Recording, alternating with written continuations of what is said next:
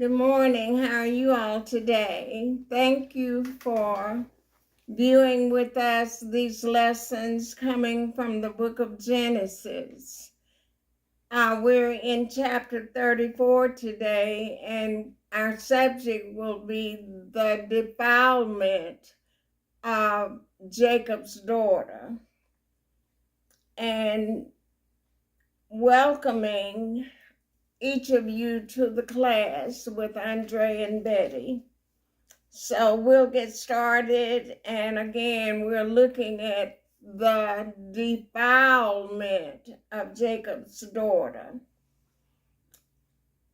In chapter 33, we see Jacob come to a place called Shalem.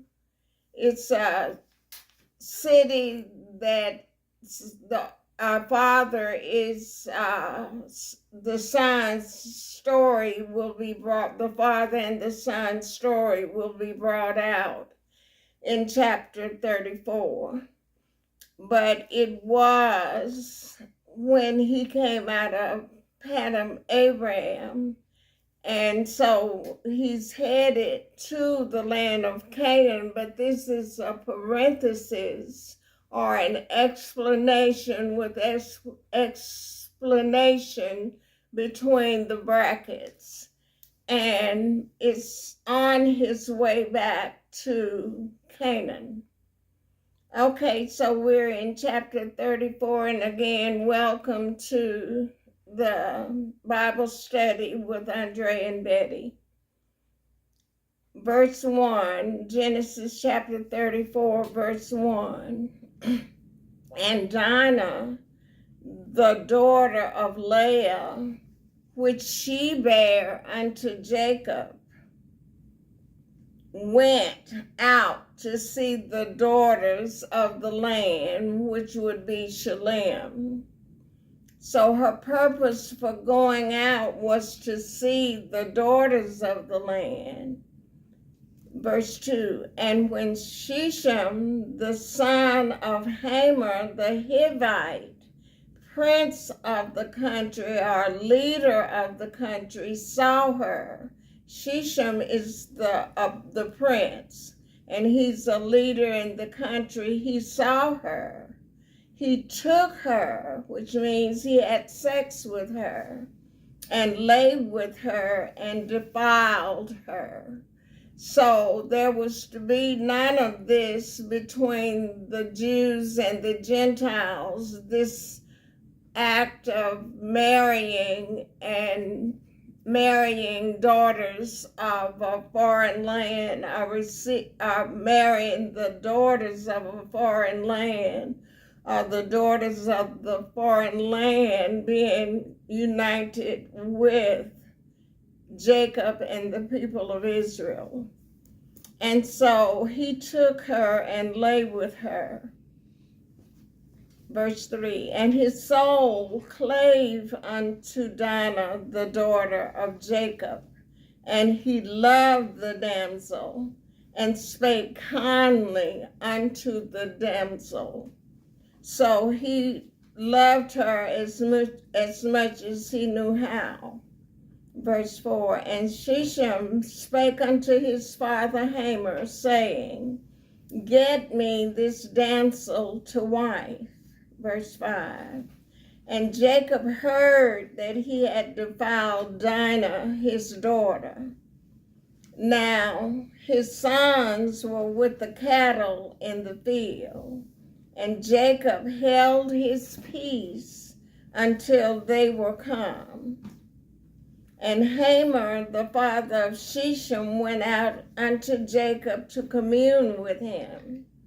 And the sons of Jacob came out of the field when they heard it, that their sister had been defiled. And the men were grieved, and they were very wroth, because he had wrought folly in Israel in lying with Jacob's daughter, which thing ought not to be done. Now the law had not been written at this time. We're still in the age of promise going back to the beginning of Abraham in Genesis chapter 12, yet God was teaching them even though the law had not been given in Exodus chapter 20. And so this thing about marrying into other races had not been given as the law at this time. Verse 8, and Hamor communed with them, the sons of Jacob, saying, the soul of my son Shechem longeth for your daughter. I pray you give her him to wife, and make marriages with us, and give your daughters unto us, and take our daughters unto you. Verse 10, and ye shall dwell with us, and the land shall be before you. Dwell and trade ye therein in our land, and get your possessions therein. Verse 11, and Shechem said unto her father and unto her brethren, let me find grace in your eyes, and what you shall say unto me, I will give. Verse 12, ask me never so much dowry and gift, and I will give according as you shall say unto me. But give me the damsel to wife. Verse 13, and the sons of Jacob answered Shechem and Hamor his father deceitfully, and said, because he had defiled Dinah their sister. So they answered the two men deceitfully, and they felt justified in doing that because of what the son had done. Verse 14, and they said unto them, we cannot do this thing to give our sister to one that is uncircumcised, for that were a reproach unto us, that is a disgrace unto us. But in this will we consent unto you, if you will be as we be, that every male of you be circumcised. Verse 16, then will we give our daughters unto you, and we will take your daughters to us, and we will dwell with you, and we will become one people. In other words, the circumcision of a Gentile and the circumcision of Jews came in Genesis chapter 17 with Abraham being circumcised at 99 years old and Ishmael at 13 years old. It was Isaac who was circumcised the 8th day as God had instructed Abraham. Verse 17, but if you will not hearken unto us to be circumcised, then will we take our daughter, and we will be gone. And the words pleased Hamor and Shechem, Hamor's son. And so they agreed to be circumcised, and then the deception is going to come in. And the young man deferred not, that is, Shechem deferred not or did not hesitate to do the thing, because he had delight in Jacob's daughter, and he was more honorable than all the house of his father.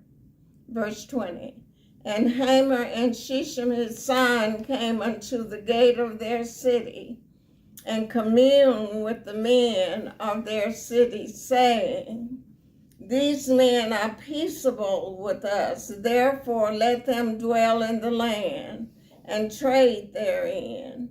For the land, behold, it is large enough for them. let us take their daughters to us for wives, and let us give them our daughters. In verse 22, it's showing that in this agreement with the men of the city, that eventually they had the idea they would own all the land. So in verse 22, only herein will the men consent unto us for to dwell with us, to be one people, if every male among us be circumcised as they are circumcised. Verse 23, shall not their cattle and their substance and every beast of theirs be ours? Only let us consent unto them, and they will dwell with us. So eventually we will own all that they have. Verse 24. And unto Hamer and unto Shechem his son hearken all that went out of the gate of his city, that is the men. And every male was circumcised, all that went out of the gate of his city. Verse 25, and it came to pass on the third day, when they were sore, that two of the sons of Jacob, Simeon and Levi, Dinah's brothers, took each man his sword, and came upon the city boldly, and slew all the males. The males were sore from the circumcision, so they couldn't help themselves, so they boldly slew all the males. And they slew Hamer and Shechem his son with the edge of the sword, and took Dinah out of Shechem's house and went out. So they had said, if they be circumcised, they will intermarry with each other. But if they didn't, then they would take their sister and leave the country. But they did the act anyway of killing anyone and everyone, and they felt justified in doing that. Verse 27. The sons of Jacob came up on the slain and spoiled the city, because they had defiled their sister. Verse 28, they took their sheep and their oxen and their asses, and that which was in the city and that which was in the field. Verse 29, and all their wealth and all their little ones, their wives took they captive, and spoiled even all that was in the house. Verse 30, and Jacob said to Simeon and Levi, you have troubled me to make me stink among the inhabitants of the land, among the Canaanites and the Perizzites. And I, being few in number, they shall gather themselves together against me, that is the Canaanites and the Perizzites, and slay me. They shall gather themselves together against me and slay me, and I shall be destroyed, I and my family. Verse 31, and they said, Simeon and Levi said, should he deal with our sister as with an harlot? And when Jacob is on his dying bed, he will remind these two tribes of what they had done. And so in moving forward to the next chapter, we're going to see for the first time, we didn't even know that Rachel was pregnant. But in chapter 35, we will see the 12th son, Benjamin, be born. And so this is the short lesson today, but we are seeing how Jacob's daughter had been defiled by a foreigner having intercourse with her, and how the brothers of Dinah deceived the people and slew them and took all their substance, even though they had made this deal with the Father and the Son. So you all have a great day and a great week, and hopefully you're following along in your spare time studying these chapters in the book of Genesis. So you all again have a great day and a great week. Bye.